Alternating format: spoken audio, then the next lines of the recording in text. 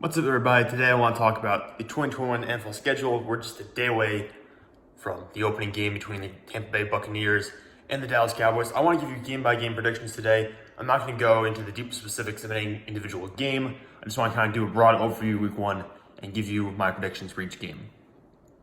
So obviously Thursday night tomorrow is the opening game of the NFL season between the Dallas Cowboys and the Tampa Bay Buccaneers. I'm going to go with Tampa Bay. Dallas won't have Zach Martin. We're not exactly sure what Dak Prescott's going to look like. Obviously, he had the full year to rehab from that leg injury. He's had some shoulder issues in the preseason. Dallas has been very cautious with him so far. I think I'm leaning Tampa Bay pretty heavily here, especially because Lyle Collins is hurt as well, dealing with some injuries. So I'm going to side with Tampa Bay Buccaneers here, just in a blowout win. Or even if it gets into like a defensive scrappy battle. Tampa Bay has such a good defense, they're probably going to win this game anyways. Next game. Seattle Seahawks versus Indianapolis Colts. This is the Sunday slate of games starting at 1 o'clock. Seattle versus Indy. This is going to be a very good game in my opinion, especially the Colts. They're all healthy up front. If they get all their pieces back from COVID-19, I'm not sure they will, but I haven't actually checked the timeline for that. But if they get all their players back from COVID-19, they're going to have a fantastic running game against Seattle defense. That is a good linebacking group, but not necessarily a super strong defensive line outside of Poona Ford. I think I'm actually going to go... I'll pick Seattle here, but it's going to be very close. This is a really toss-up game for me. It's going to come down to how much Jonathan Taylor dominates the game. If he runs for 150 yards, then obviously you go with Indy. But if they come out and Carson Wentz throws 30 passes, 215 yards, 2 touchdowns and interception, something like that for Carson Wentz, I'm probably going to go with Russell Wilson in Seattle. But I'm going to lean towards Seattle just for a little bit for week one. Jacksonville Jaguars versus Houston Texans. I'm going to go with the Jaguars. They're just a more talented team. Houston has the veteran quarterback in Tyrod Taylor, which could be the difference in the game. They also have Brandon Cooks, so it's not like they don't have any weapons offensively. But it's Trevor Lawrence, James Robinson, DJ Chark, Marvin Jones. There's some pieces there on the offense for Jacksonville I can put my faith in. Even on the defensive side of the ball, Josh Allen's coming back after missing a lot last year. Shaquille Griffin in the secondary. There's some pieces that I'm willing to buy into. Versus Houston, they're trading Bradley Roby to New Orleans. They're losing one of their best players in the secondary and on their team as a whole. So I'm going with Jacksonville here. Just by a slim margin probably, but I'm going to take Jacksonville because, again, they are the better team and the more talented team at this point, even if they are very young and the coaching is questionable. Philadelphia versus Atlanta could be a toss-up game potentially, but it's the unknown factor of Jalen Hurts versus the known factor of Matt Ryan and Calvin Ridley. The Eagles don't have a defensive back in the secondary right now that can compete with Calvin Ridley. They brought in Darius Slay a couple years ago. He's been nowhere near the All-Pro he used to be. Steven Nelson was a good get for them, but I don't think he'll be able to compete with Calvin Ridley. And we have not seen what Kyle Pitts is going to look like, nor do we know what healthy Zach Ertz is going to look like this year. We'll see. I think Kyle Pitts is going to be the better performer of the two. I think Atlanta's going to win this game, even if both defenses are suspect. Maybe the Eagles have more proven veteran players, more depth in terms of like the veteran guys like Brandon Graham, Fletcher Cox, Brandon Brooks, Lane Johnson, those players. I'm still going to side with Atlanta here. I think their offense is just dominant enough to win. Another game, Chargers versus Washington.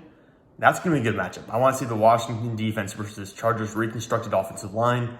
Justin Herbert, Keenan Allen, Jared Cook, and Austin Eckler. It's going to be a very fun matchup. I'm actually going to go Washington here just because the defense is so strong. Justin Herbert, I don't think he'll take a step back this year, but I think he might come out of the gate a little bit slow in his second year in the NFL.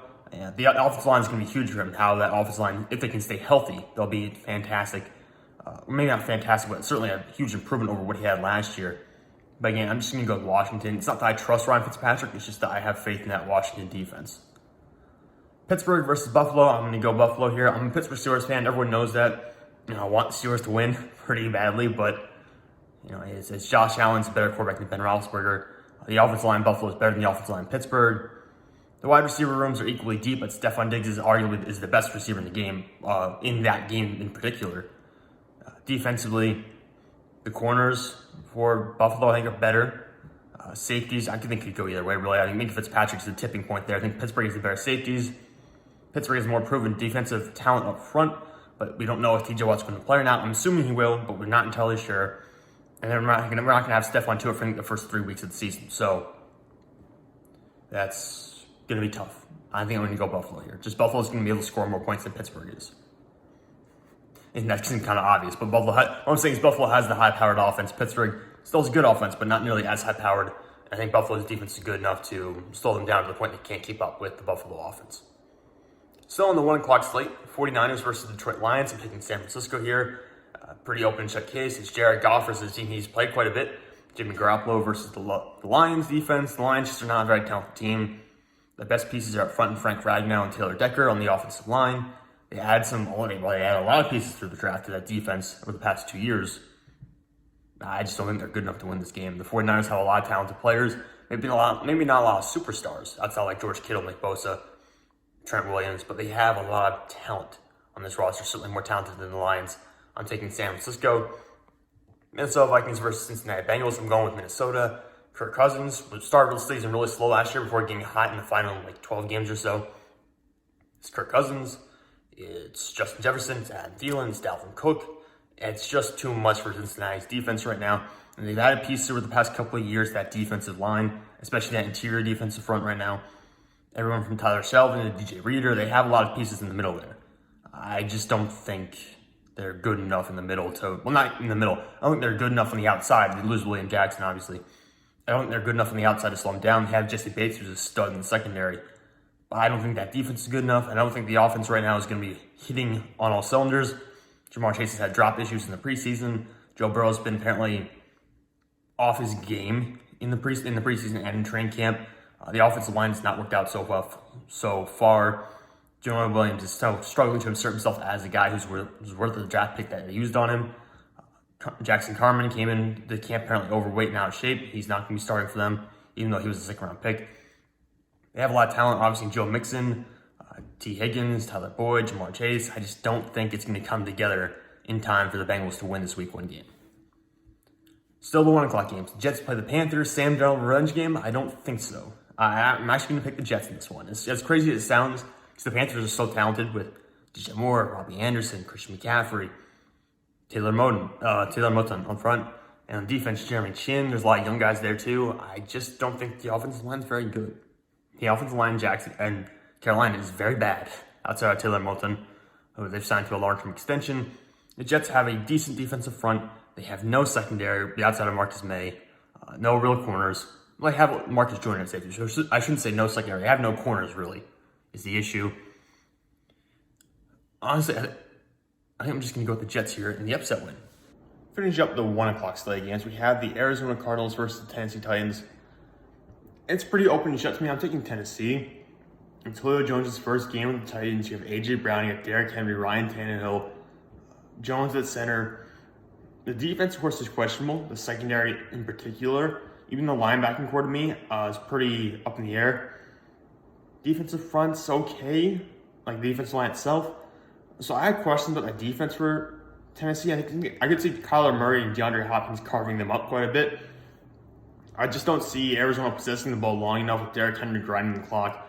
And Tennessee's ability to score from almost anywhere on the field, whether it be on a long run, a long pass, whatever. I think Tennessee's just going to have too many offensive weapons that Arizona might keep pace for maybe half the game, but at some point Tennessee's going to pull ahead and the Titans are going to win. Obviously, Arizona has a lot of similar concerns to Tennessee on the defensive side of the ball. The cornerback room in particular is just not looking good for either of these teams. But I'm taking Tennessee for this one.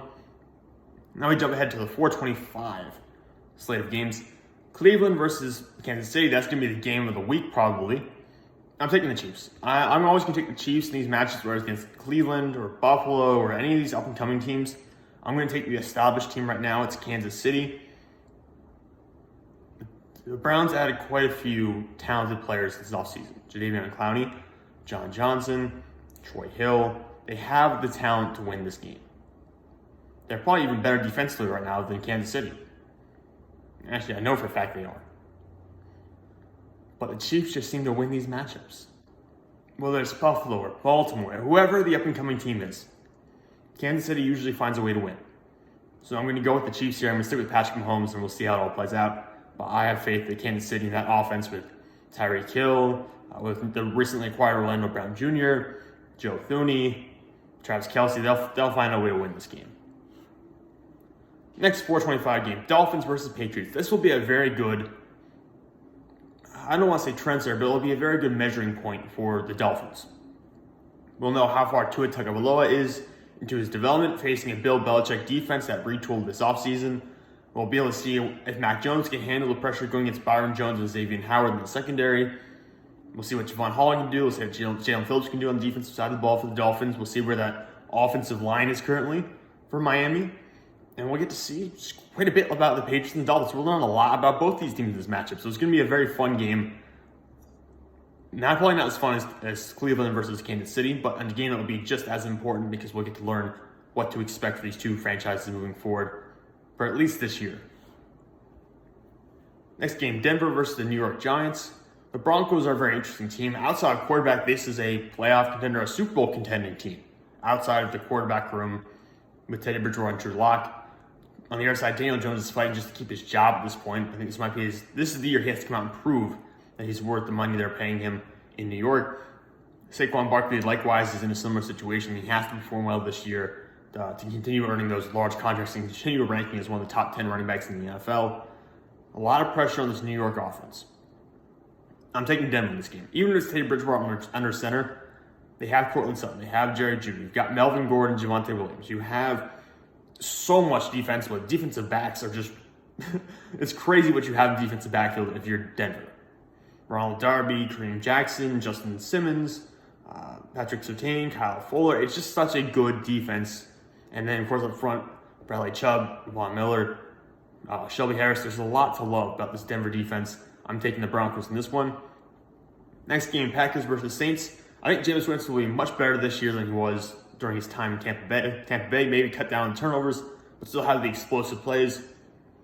Still probably will turn the ball over more than average, I would say, but not nearly as much. There will not be another 30 interception season from Jameis Winston. I'll say that. It's going to be still in the range of probably like 14 to 16 interceptions maybe in a year, but it won't be in that 30 range anymore. Or maybe he'll cut it down even further than that. I have faith in Jameis Winston. I just do not have faith in the New Orleans Saints to win this game. They don't have enough at the receiving as receivers right now or at tight end. And in the defense itself, I'm a little curious what that secondary is going to look like. I trust Marcus Williams, but he's the only one I really trust. Malcolm Jenkins is getting a little bit older. Marshall Lattimore is so up and down. I'm just going to go with the Packers here. Trust Aaron Rodgers, Aaron Jones, and Devontae Adams to pull it off. All right, one Sunday night game, one Monday night game. Sunday night game at 8:20 is the Bears versus the Rams. I'm taking the Rams. Andy Dalton versus Matthew Stafford-led team has a lot offensively, one of the best offensive play callers in the game. And had defense with Aaron Donald and Jalen Ramsey on that. I'm just going to go with the Rams. This Bears defense is nowhere near as good as it was 3 years ago or so. So I'm taking the Rams this one pretty easily. And then the Monday night game at 8:15 is going to be the Ravens versus the Raiders. I'm going to take the Ravens here for a lot of similar reasons. The Ravens have a proven quarterback. Derek Carr is a very good quarterback too, a very underrated quarterback. But he doesn't have much authority outside of Darren Waller. And I'm not going to go out and predict a huge year for Henry Ruggs. I just don't have the faith in doing that. The Ravens, on the other hand, also don't have a lot of receiving options, but at least have Mark Andrews. They've got some players out there who can stretch the field a little bit more, or maybe actually probably just about as much as the Raiders can. But they have the defense. They got Marlon Humphrey, Marcus Peters. They have Clark in the secondary as well. They're going to always produce good edge rushers at some point. They always get their guys. I'm going to go with Baltimore here to win this game. And that's going to wrap up my predictions for week 1 of the 2021 NFL season. Guys, you can go follow me on Twitter at Sam_Teets, or you can go check out my newsletter on Substack, Sports Talk with Sam Teets. I do a bunch of ranking stuff there. I do NFL draft stuff. I talk mid-season formats, mid-season trades, everything like that. So feel free to go check that out. And it's totally free. You can subscribe, just put your email in. You get updates on all my latest posts, but it doesn't cost you anything. Talk to you guys later.